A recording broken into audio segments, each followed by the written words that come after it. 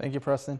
Those temperatures throughout the Wolverine state are pretty much very uniform, especially in those 20s. 28 in Rogers City, 25 in Alpena, 30 in Manistee, 30 in Traverse City. We're already dipping into the teens in parts of the UP already. Marquette at 19, 20 in Ironwood.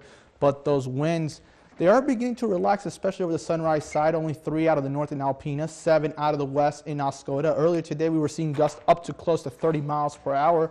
Even in the western portions of the state as well, 7 in Traverse City, 8 in Grand Rapids. And that is good news, at least when it comes to that blowing snow, but still exercise caution on those roads. When you look at those temperatures and those winds and you combine them, you get the wind chill, what it actually feels like outside. A majority of the state is below 20 degrees, 21 in Alpena, 19 in Rogers City, 13 at what it feels like in Oscoda. And these numbers are going to continue to tumble even more as we go deeper into your Friday and your Saturday. It feels like 7 in Ironwood. Looking at those weather headlines as we go into the final day of the work week, we are still dealing with that patchy blowing snow. Temperatures are going to be colder for tomorrow and Saturday. And once this system finally pushes away, we're going to introduce another one in its place going into Sunday and into Monday. The radar at this current moment, we are starting to see some snow pushing at least along the shoreline from Rogers City into Alpena. That's where the winter weather advisories have been posted earlier this evening, and that will continue until tomorrow afternoon. Further inland, and especially through majority of the Sunrise side, is very quiet, but inland, especially by I-75 towards Gaylord, that's where all the snow is, and they're experiencing winter weather warnings where their accumulations could be up to a foot by the time Saturday morning arrives. And as we brought out throughout the entire Midwest, snow as far south as Ohio into Kentucky and West Virginia, as far east already into parts of New York State and into Vermont and New Hampshire. So this is a big system.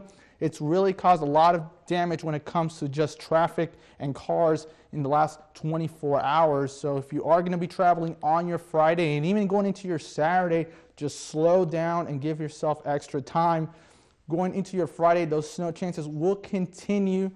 And even going into Saturday, it will diminish somewhat, but still cannot rule it out throughout the Sunrise side. So it's really just going to be hectic the next couple of days. It really won't really improve until at least we get towards the middle of the next work week. By Sunday, we reintroduce another system coming in. This one could linger into parts of your Monday as well. So this weekend is not going to be one of the best weekends. Try to stay home if you can, but look into your overnight. 21 degrees, snow showers and cold with those winds out of the northwest at 5 to 10 miles per hour. Looking at that day plan, our sunset occurs at 4:52 p.m. Temperatures are eventually going to fall into those mid-teens by the time we go into tomorrow night with a 40% chance of snow. And as we go into the next 7 days, lots of 20s are starting to appear, especially going throughout the weekend and into early next week. By the time we get towards the middle of next week, we're going to deal with a very strong cold front that's actually going to push those temperatures even further down. We're going to be dealing with frigid temperatures into those teens, and morning lows could even get into the single digits, and wind chills, who knows, could even get into the negatives.